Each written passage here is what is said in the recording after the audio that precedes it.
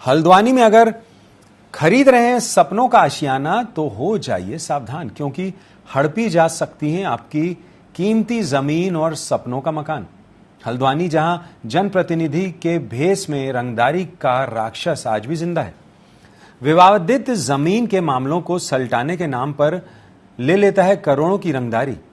जनता की सेवा ऐसी की रंगदारी न दो तो पालतू गुंडों से करवा देता है बेदखल। रसूख ऐसा कि पुलिस में शिकायत करो तो उल्टे ही करा देता है मुकदमा दर्ज। एक ऐसी कहानी जो आपको झकझोर देगी और आपको कर देगी सोचने पर मजबूर। देखिए केवल टीवी 24 पर हमारे साथ। अगर आप खून पसीने की कमाई से हल्द्वानी में घर बनाने के लिए एक प्लॉट लेना चाह रहे हैं तो सावधान हो जाइए, क्योंकि हो सकता है आपके खरीदे हुए प्लॉट पर दबंगई से गुंडे कब्जा कर लें और जब आप क्षेत्र की ईमानदार पुलिस के पास जाएं तो वो आप पर ही झूठा केस बना डालें और आप जान बचाने के लिए खामोश हो जाएं। जी हाँ, ये बिल्कुल सच है। हमारे पास आए प्रमाण और 3 दिनों तक ग्राउंड जीरो रिपोर्टिंग करने पर हल्द्वानी में पुलिस और माफियाओं का गठजोड़ समझना काफी है। ये मार किसकी मशीन है?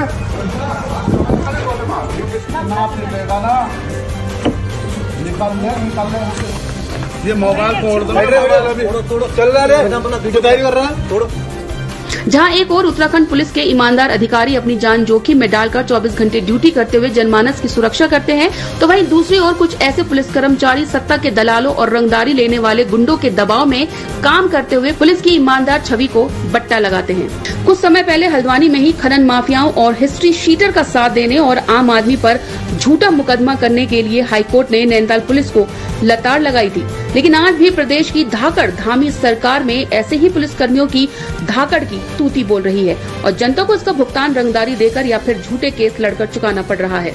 ताजे मामले के अनुसार रेखा बिष्ट ने 1 साल पहले ब्रिजमोहन कोहली से जमीन खरीदी थी, लेकिन जैसे ही रेखा बिष्ट और उनके परिवार ने जमीन पर कब्जा लेकर भूमि पूजन करना चाहा तो एक नए दावेदार सुशील कुमार अग्रवाल और बीजेपी नेता जिला पंचायत उपाध्यक्ष आनंद सिंह दरमवाल मय हथियार गुंडों के साथ वहां पहुंच गए और जमीन को सुशील कुमार अग्रवाल की बताते हुए भूमि पूजन के कार्यक्रम को तहस नहस कर डाला। रेखा बिष्ट और चंद्र बिष्ट के विरोध करने पर मौके पर मजदूर को बेरहमी से पीटकर परिवार को भद्दी गालियां दी और जान से मारने की धमकी देते हुए जमीन पर कब्जा छोड़ने को कहा, जिसके बाद रेखा बिष्ट ने ट्रांसपोर्ट नगर पुलिस चौकी में गुहार लगाई, लेकिन पुलिस ने एक नहीं सुनी। आखिर जब सीएम पोर्टल पर शिकायत की गई तब एसएसपी पंकज भट्ट के आदेश पर हल्द्वानी कोतवाली में 31 जुलाई 2023 को धारा 147, 427, 506, 507 में जिला पंचायत उपाध्यक्ष आनंद सिंह दरमवाल और अन्य के विरुद्ध एफआईआर दर्ज की गई।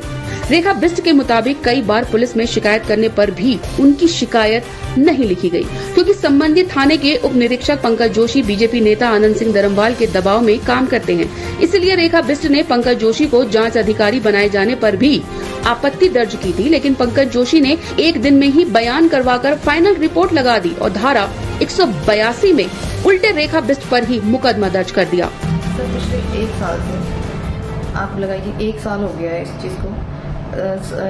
कोर्ट से भी हमारा सब कुछ हो चुका है, लीगली हम जीत चुके हैं, हमारा दाखिल खारिज सब कुछ हो चुका है, स्टे भी हमने लिया इनके खिलाफ, बट उसके बावजूद भी ये वहाँ आते हैं, हमको धमकाते हैं। मेरे पति, मैं अपने बच्चों के साथ इन्वॉल्वमेंट मेरी ज़्यादा है, बच्चे, अब मुझे अपना फैमिली भी देखना है, मुझे अपने बच्चे भी देखने हैं। हस्बैंड मेरे दिन रात 1 साल से, पिछले 1 साल से वो हस्बैंड मेरे कभी पुलिस स्टेशन भागते हैं, कभी कोर्ट भागते हैं, कभी तहसील जाते हैं, कभी कहीं जाते हैं, तो दिन रात यही कर रहे हैं। और कितनी बार उसने ये भी बोला है कि मैं तेरी रेकी करवा रहा हूँ। एक बार उसने इनसे, मेरे हस्बैंड से ये भी कहा है कि मैं तेरी रेकी करवा रहा हूँ। अब रेकी आप समझते हैं कि रेकी का मतलब क्या हुआ कि दिन रात आप कहाँ जा रहे, किससे मिल रहे, कहाँ बैठ रहे, क्या कर रहे। 1% अगर कुछ भी हो जाता है मुझे, मेरे फैमिली को, मेरे बच्चों, कुछ भी, मेरे पूरे परिवार को, तो इन सब की जिम्मेदारी, इन सब का पूरा सब चीज़ अनु भाषा के ऊपर जाएगी, उसकी रिस्पॉन्सिबिलिटी सब इसी की रहेगी। और मैं यही कहना चाहती हूँ कि प्लीज़ हमें इस चीज़ का न्याय मिले। जो चीज़ ये लीगली हमारे पास हर चीज़ लीगल डॉक्यूमेंट्स है, ऐसा नहीं कि हम बिना विदाउट लीगल हम कोई बात कर रहे हैं। लीगल डॉक्यूमेंट्स है, लीगल डॉक्यूमेंट्स होने के बावजूद भी फिर भी वो आता है, धमकाता है। कोई भी चीज़ हम अपने प्लॉट में, कोई भी चीज़ हम बिजली का काम कर रहे हैं या हमने रेता बजे कुछ भी गिराया, तो वहाँ आकर वो कुछ ना कुछ मतलब उलट पुलट करके जा रहा है और कोई पुलिस शासन प्रशासन कोई कुछ नहीं कर पा रही है उसके। इधर सुशील कुमार कोहली ने रेखा बिस्ट का दाखिल खारिज रुकवाने के लिए तहसील में शिकायत की, जिस पर तहसीलदार ने जांच की और शिकायत को गलत पाया और 30 मार्च 2023 को रेखा बिस्ट के पक्ष में दाखिल खारिज करने के आदेश जारी कर दिए, जबकि जांच अधिकारी पंकज बिस्ट की फाइनल रिपोर्ट तहसीलदार की जांच रिपोर्ट और आदेश के बिल्कुल विपरीत है। इसके बाद सुशील कुमार अग्रवाल और बीजेपी नेता आनंद सिंह दरमवाल गुंडागर्दी के बल पर प्लॉट खाली करवाने के लिए रेखा बिस्ट और उनके परिवार पर दबाव बनाने लगे, जिसके बाद रेखा बिस्ट ने कोर्ट का दरवाजा खटखटाया और कोर्ट ने 25 अप्रैल 2024 को रेखा बिस्ट के प्लॉट में अन्य के द्वारा इंटरफेयर न करने के लिए आदेश जारी कर दिए। लेकिन आनंद सिंह दरमवाल यही नहीं रुके, कभी प्लॉट से सीसीटीवी तोड़ दिए तो कभी बिजली के मीटर चोरी करवा दिए और जब रेखा बिस्ट ने इसकी शिकायत पुलिस में की तो उनकी शिकायत लिखी ही नहीं गई। लेकिन उसी पुलिस ने कोर्ट के आदेश के बावजूद रेखा बिस्ट, चंद्र बिस्ट और ब्रिज मोहन कोहली पर धारा 420 का मुकदमा दर्ज कर दिया। तो डीवीआर कौन लेके बताओ? मेरे को नहीं मालूम है सर, मैं उस टाइम खाना खाने गया था। किस टाइम? उस टाइम वहाँ पे जो डीवीआर लगा हुआ था, आप उस टाइम खाना खाने गए हो? तो वहाँ से डीवीआर कौन चोरी करके ले गया? मेरे को क्या मालूम, मैं उस टाइम खाना खाने गया, मेरे बीच में वो कोई खाना खाने गया, उसके बीच में कोई आ गया, फिर मैं क्या बताऊँ। मेरे घर से 2 मिनट का काम थोड़ी यार वो। ये कितने बजे हुआ? 1:30 से 2 बजे? हाँ 1:30 से 2 बजे हुआ काम? हाँ 1:30 से 2 बजे चोरी हुआ आपका? 1:30 से 2, तो 1:30 से 2 आप लंच किए थे तब चोरी हुआ? अब कौन है पता नहीं आपको? तो उनको कैसे मालूम डीवीआर यहाँ लगा हुआ है? मैंने थोड़ी बताया उनको। फिर कैसे मालूम चला? फिर अभी आप खुद ही कह रहे हो कि उससे पूछा, आप कह रहे हो खाना खाने गए, घर से आप झूठी बोल रहे हो। वो अंदर गया, बोले यहाँ कहीं कैमरा लगा। कौन साइड गया था अंदर। कौन गया था? मुझे क्या पता, मैं तो यहाँ उसने पूछा कुछ? मुझसे कुछ नहीं पूछा, उस गार्ड से पूछा था, वो अंदर ले गया, अंदर से निकाल दिया। इस मामले में दूसरा पक्ष जानने जब हमारे संवाददाता हल्द्वानी पहुंचे और बीजेपी नेता आनंद सिंह दरमवाल से संपर्क किया तो वो 3 दिनों तक रोज मिलने का समय देकर टहलाते रहे और अंत में इस मामले में बोलने से इनकार कर दिया। इसी तरह सुशील कुमार अग्रवाल ने आनंद सिंह दरमवाल को बड़ा भाई कहते हुए गेंद उन्हीं के पाले में डाल दी और अपना पल्ला झाड़ लिया। आनंद सिंह दरमवाल जो कि बीजेपी नेता और वर्तमान में जिला पंचायत उपाध्यक्ष हैं और इन पर कई बार जमीन कब्जाने और रंगदारी वसूलने के गंभीर आरोप लग चुके हैं। हमारी तफ्तीश में पता चला कि जो जमीन रेखा बिस्ट के नाम दर्ज हो चुकी है और जिसे सुशील कुमार अग्रवाल और बीजेपी नेता आनंद सिंह दरमवाल अपना बता रहे हैं, दरअसल वो जमीन केवल कागजों तक ही सीमित है। फर्जीवाड़े की ऐसी गुत्थी जिसे पुलिस खोलना ही नहीं चाहती।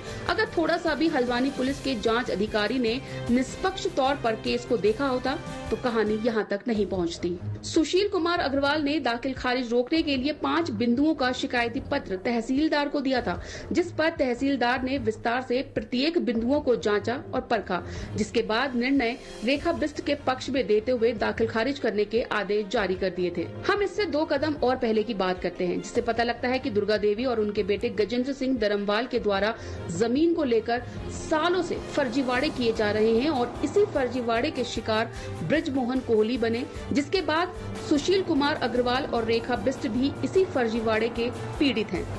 दुर्गा देवी और उनके बेटे गजेंद्र सिंह के फर्जीवाड़े के चलते कुछ इनकी प्रॉपर्टी यूनियन बैंक ने नीलाम कर बेच दी थी और कुछ प्लॉट पर कई रजिस्ट्रियां की गई हैं, जिसके चलते गजेंद्र सिंह दरमवाल फिलहाल फरार चल रहे हैं। ध्यान से समझिएगा कि मामला क्या है। 6 नवंबर 2017 को दुर्गा देवी अपने बेटे गजेंद्र सिंह को 0.126 हेक्टेयर की पावर ऑफ अटर्नी देती हैं।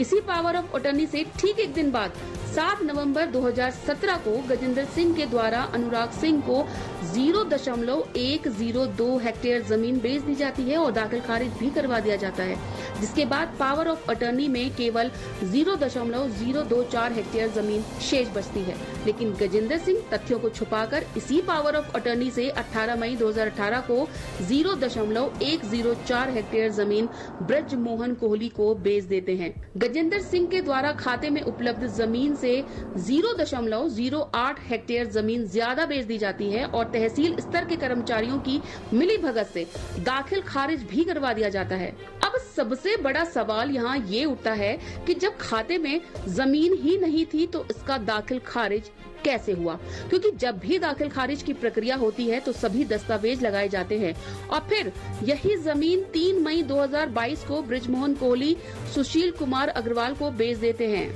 यहाँ पर गौर करने वाली बात यह है कि इसका भी दाखिल खारिज कर दिया जाता है। बृजमोहन कोहली ने इसके अलावा धर्मवाल परिवार से 2 रजिस्ट्री और करवाई थी, जिसमें एक रजिस्ट्री दुर्गा देवी के दूसरे बेटे हिमांशु सिंह ने अपने खाते से की थी, जो कि उसे अपने भाई भवान सिंह और गजेंद्र सिंह से वर्ष 2015 में दान में मिली थी। इसी जमीन में से हिमांशु सिंह 17 मई 2018 को 0.126 हेक्टेयर बृजमोहन कोहली को बेच देते हैं। इस रजिस्ट्री में से 0.014 हेक्टेयर जमीन रास्ते में समायोजित कर दी जाती है, जिस वजह से बृजमोहन कोहली के नाम केवल 0.112 हेक्टेयर का ही दाखिल खारिज होता है। 2 मई 2023 में बृजमोहन कोहली इस जमीन को रेखा बिष्ट को बेच देते हैं। इस कहानी में फर्जीवाड़े की शुरुआत गजेंद्र सिंह करते हैं, जो खाते में उपलब्ध जमीन से कई गुना ज्यादा जमीन बृजमोहन कोहली को बेच देते हैं और दाखिल खारिज भी करवा देते हैं। बृजमोहन कोहली, जिन्होंने अपनी मेहनत की कमाई से जमीन खरीदी, उन्हें आज तक इस बात का पता नहीं कि जो जमीन उन्हें दी गई वो मौके पर है ही नहीं, क्योंकि बृजमोहन कोहली ने अन्य 2 और जमीन के सौदे इन्हीं धर्मवाल परिवार से किए थे, जिसमें एक प्लॉट रेखा बिष्ट को बेचा गया और दूसरा सुशील कुमार अग्रवाल को, जिस पर वर्तमान में सुशील कुमार अग्रवाल काबिज है। चंद्र सिंह बिष्ट के अनुसार आज भी मामला कोर्ट में होने के बावजूद बीजेपी नेता आनंद सिंह धर्मवाल उनके प्लॉट में आए दिन नुकसान करते आ रहे हैं, ताकि हम लोग यहां से चले जाएं और ये प्लॉट पर अपना कब्जा कर सकें। इस मामले में चंद्र सिंह बिष्ट कुमाऊं कमिश्नर दीपक रावत से खुद मिलकर शिकायत तक कर चुके हैं, लेकिन अपने ऑन द स्पॉट फैसले को लेकर हमेशा चर्चा में बने रहने वाले आईएएस दीपक रावत भी इस मामले में खामोश हैं। बहरहाल हल्द्वानी, जो एक शांत शहर के तौर पर जाना जाता है, यहाँ रंगदारी, अवैध कब्जा और गुंडागर्दी के कारण कई लोग परेशान हैं। जिन लोगों से रंगदारी ली गई, उनके मन में गुंडों का भय इस कदर बैठा हुआ है कि वो मीडिया के सामने आने से कतरा रहे हैं। लेकिन कई लोगों ने नाम न छापने की शर्त पर कई गंभीर खुलासे किए हैं और उनके सबूत भी दिए हैं।